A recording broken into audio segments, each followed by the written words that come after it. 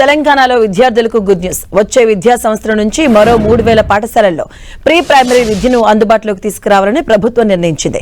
ఈ సంవత్సరం 1000 ప్రభుత్వ పాఠశాలల్లో పూర్వ ప్రాథమిక విద్య పేరిట యూకేజీ తరగతులను ప్రారంభించింది.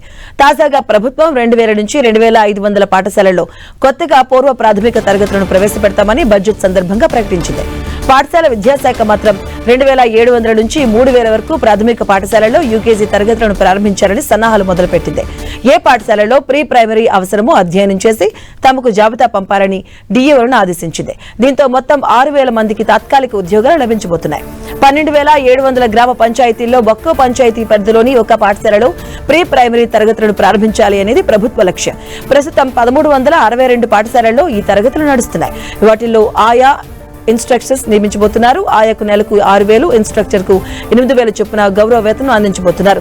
సమగ్ర శిక్ష ప్రాజెక్టు కింద నిధులు కేటాయించబోతున్నారు. ప్రైవేటు పాఠశాలల తరహాలో నర్సరీతో పాటు ఎల్కేజీని కూడా అందుబాటులోకి తీసుకురావాలి అన్నది డిమాండ్ వస్తుంది.